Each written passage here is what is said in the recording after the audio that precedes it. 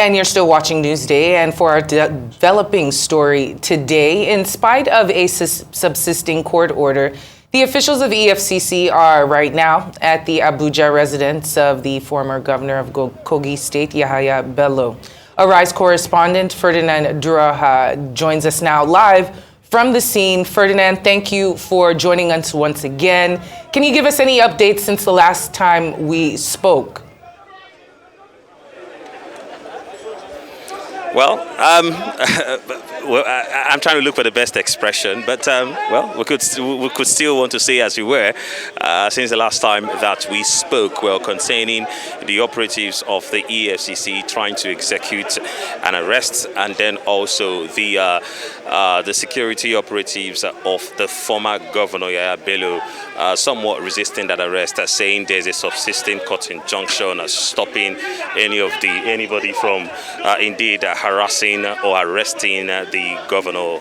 So that's exactly where we are. And then we did tell you that about 30 minutes ago, the governor of Kogi State, he did come in and, of course, walked into the premises to have a discussion with the former governor. And then also, well, just before he came in, we did see some scramble, and that's because before then, well, the operatives of the EFCC had cordoned the premises sort of, well, blocked the entrance to the street and also the exit, but the governor needed to come through, and so they asked them to move their vehicles. Well, there was a situation, but then they moved the vehicles, and right now, we're just a couple of minutes ago, well, we had the governor's aide, the present governor's aide, speaking with the EFCC operatives, telling them that they would want them to move their vehicle away from the building so that the governor can indeed exit. Now the question is, will he be exiting with the former governor Yahaya Bello, or perhaps will he just be leaving and then allowing, or what perhaps happens after he leaves? But that's exactly what we do not know. But then, like I talked about, we did see some, we've talked about the presence of various security operatives. Well, one of them from the EFCC, and then also some of them from the EFCC, and then some of them from the former governor, former governor's aides, and then also, well, the aides of the present governor. So these are the security forces at play, and we just hope that at the end of the day, somehow reasoning will prevail, and let's see things not go chaotic.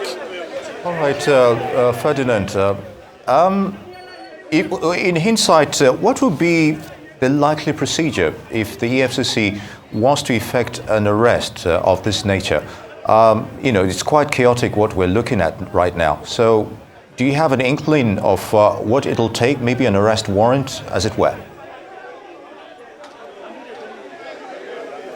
Oh yes, you definitely do. You definitely need an arrest warrant to execute such arrest, and then for a situation where the person, who you are trying to arrest has, one or two security guards, just like we talked about in the last time that we saw this kind of a situation in the case of the former governor of Imo State, Owele Rojas. Well, they asked. Based on the court warrant, well, they asked the former governor's aide then to stand down. But that is exactly something that we haven't seen. We haven't seen any of them stand down. We haven't seen any of them.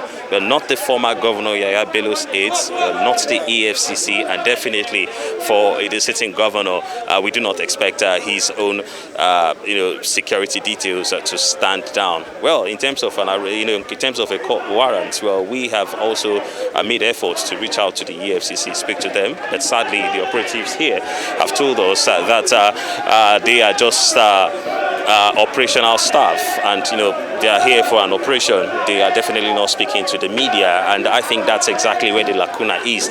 If they speak with the media, we will be able to understand what exactly is happening, to know exactly if they do have that legal authority to effect that arrest as things stand. But right now, they are not speaking to us. We've also tried to reach out to the media persons at the head office, and also we haven't really received any information as well.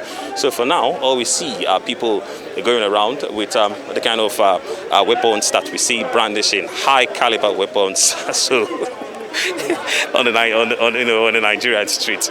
Very, very chaotic situation. We're hoping that the laughs don't soon turn into running and chaos, because as soon as the shouts escalate, the anxiety in people's chest goes up. But we do realize that there are some times that these scenes go awry. If we think back to the arrest or the attempted arrest of former Senator Rochas Okorocha back in 2002, where EFCC also stormed his house. We remember those scenes were not only scary, but they took quite a long time. So we assume that these individuals will still be outside trying to sort out Yahaya Bello and get him out of the house. So in terms of the atmosphere and how long it might take to do these things, do you have any other ideas of a precedent where individuals were tried to get fished out by EFCC, and about how long it would take for all of that to occur?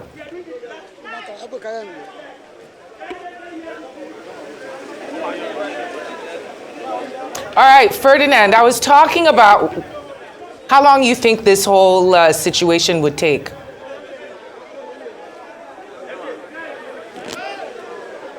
Do you plan to be out there for hours? It's a pity I really can't hear you, but just to give you a little details of some of the other things that has happened, that have happened. Well, let me also let you know that in terms of chaotic situation, yes, a couple of canisters here and there in terms of tear gas. Well, and we also see some persons. They have identified themselves as citizens of Kogi State, and what it means is that they're also here trying to also lend their own voices, saying that they do not think the former governor has committed any crime, particularly in terms of financial misappropriation, to allow the EFCC to win in the way it's done.